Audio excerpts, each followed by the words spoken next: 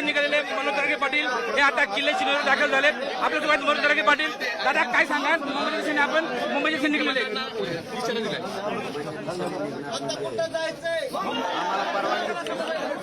आम्हाला परवानगीच आहे, आम्ही जाणार आहे। कारण न्यायदेवता आमच्याशी न्याय करणार होती, न्यायदेवतेने न्याय केला। आम्ही काल आदरपूर्वक सन्मान, कौतुक, आभार मानलेत न्यायालयाचे, सरकारचे। पण आमचं फक्त एक म्हणणं आहे की कायमचे करा, परवानगी कायमची करा।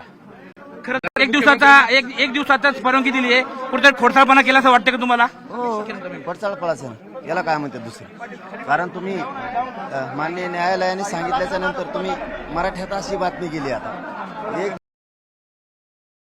दिवसाचे देऊ शकता, याचा अर्थ परवानगी देणं तुमच्या हातात। तुम्ही जाणून बुजून मराठ्यांना एक दिवसाची दिली, जास्त चीड निर्माण झाली।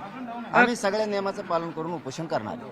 खरं तर तुम्ही आता किल्ले शिवनेरीवरती शिवाजी महाराज जन्मभूमीवरती नतमस्तक होत आहे, काय सांगाल? शेवटी माझ्या राजाच्या शिवनेरी गडाच्या चरणी नतमस्तक होऊन माती कंपाळाला लावली। ताकद मिळते, ऊर्जा मिळते, बळ मिळतं। यशस्वी होण्याची ही पवित्र भूमी आहे। या भूमीतून दर्शन घेऊन जाणं, कंपाळाला माती लावून जाणं आपलं कर्तव्य, आणि ते आपण करतो। खरं तर मागची यात्रा बघितली, आताची यात्रा बघितली, दोनही यात्रामध्ये तुमची जी गाडी आहे, तुमच्या गाडीमागे छत्रपती शिवाजी महाराजांचा भव्य पुतळा असतो। आज तुम्ही गडावरती नतमस्तक होत आहे, राजांप्रती ही भावना आहे, नक्की या आंदोलनाची प्रेरणा राजा आहेत का? हा, शेवटी आपलं दैवत काय याच्यावरती आपण त्यांच्या इतिहासावरती त्या विचारावर चालून यश मिळवायचं असतं, आणि ते काम मी समाजासाठी करतो, आतापर्यंत केलंय। 3 करोड मी शांततेत छत्रपतींच्या इतिहासाच्या त्या विचारावरती, स्वराज्याच्या विचारावरती मी यशस्वी झालो।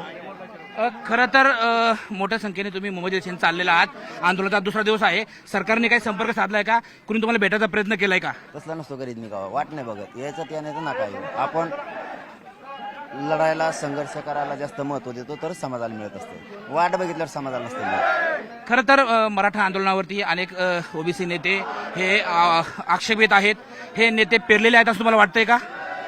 टीम फडणवीस साहेबांची टीमच आहे। तुम्ही आता मुंबईला निघलेत, हा तुमचं निर्वाणीचं आंदोलन आहे, आंदोलनाची पुढील दिशा कशी राहील, कशा पद्धतीने मुंबईमध्ये आंदोलन राहील, मुंबईमधील कायदा सुव्यवस्थेला काही प्रश्न निर्माण होईल का? गणपती चालू आहे, गणपती ती आम्ही आझाद मैदानाकडे, मिरवणुका दुसरीकडे येतात, गणेशोत्सव दुसरीकडे आहे, आणि मग अडथळा येईल तर मग आमच्या हल्ला केलता तेव्हा तुम्हाला अडथळा नाही वाटला, तेव्हा गणपतीच बसलेली होती।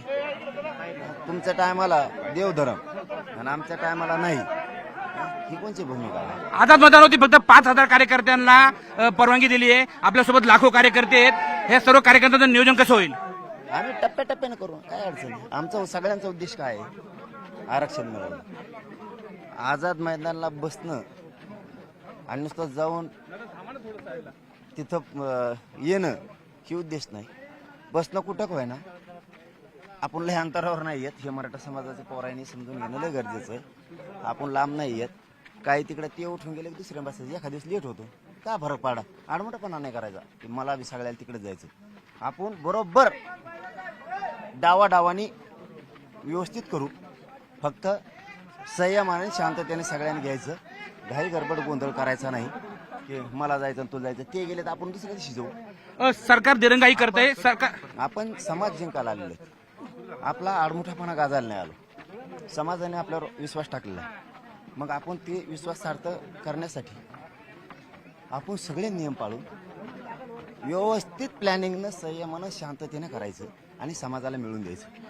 माझ्यापासून लांब जरी थोडे असलात तुम्ही ग्राउंडवर दुसऱ्या, हरकत नाही, यांनी येते ते जातील, ते येते हे जातील, अशा पद्धतीनं सगळं होईल। एकदाच सगळ्यांनी जाऊन नुसतं मोठे पण होईल, समाजाच्या पदरात नुकसान पडू द्यायचं नाही। त्यामुळे एकदम चाणाक्य बुद्धीनं वागायचं सगळ्यांनी, मराठ्याच्या सगळ्या आंदोलकांनी शांत। सरकार दिरंगाई करतंय, काय निर्णयाचा इशारा द्या या आंदोलनाच्या माध्यमातून शिवनेरीवरून?